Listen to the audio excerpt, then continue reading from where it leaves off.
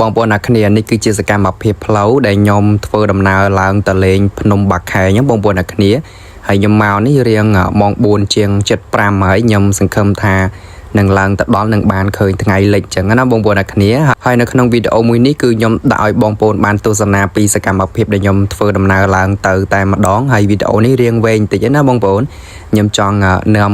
អារម្មណ៍បងប្អូនមកមើលសកម្មភាពផ្លូវនេះក៏ដូចជាធម្មជាតិនៅជុំវិញនឹង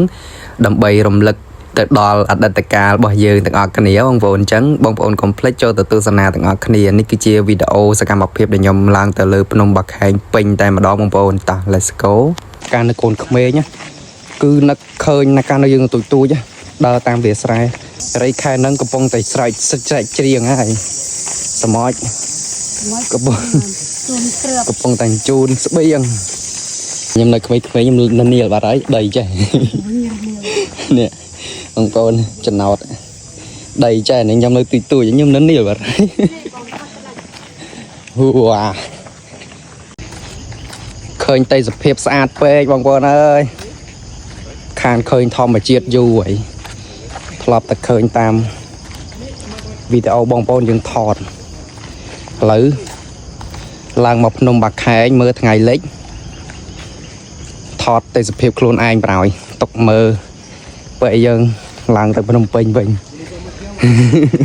ព្រោះយើងកន្លែងការងារយើងអត់សូវមានធម្មជាតិមើលអញ្ចឹងយើងថតទុកឲ្យហើយទៅបងប្អូនមកលេងស៊ីមរៀបកុំភ្លេចចូលលេងនេះមួយម៉ោងទៀត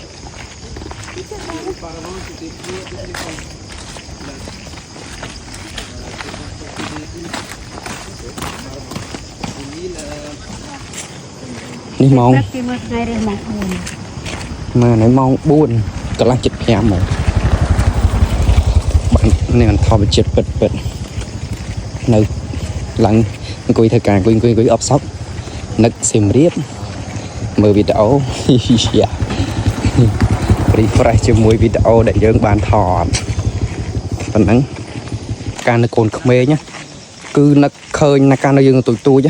ដើរតាមវាស្រែនេះមើលតែផ្លូវដឹងហើយតែសភាពបែបនេះទៀតអូគឺតែសលេងសัตว์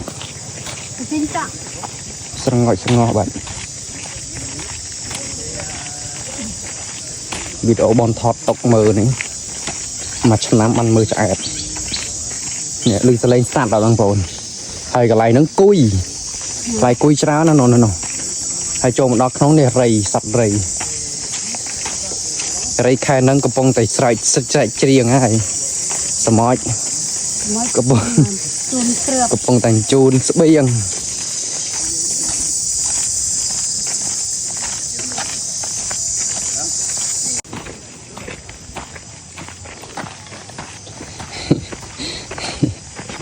ឆ្កែឡើងចឹងបើខ្ញុំនៅក្មេងៗខ្ញុំនៅនីលបាត់ហើយដីចេះនេះបងប្អូនចំណោតដីចេះនេះខ្ញុំនៅទូចខ្ញុំនៅនីលបាត់ហើយវ៉ាស្អាតខ្ជិលថតរូបស្លឹកវីដេអូសុតផង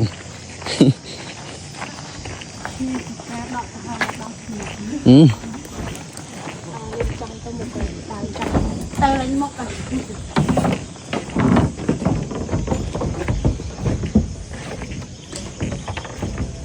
ើញទលេសាបកំពុងប្លុកចាស់និយាយហើយជ្រូកឃើញតុកបែណាប្រាយហីប្រាយត្រូវប្រាយគួយគុន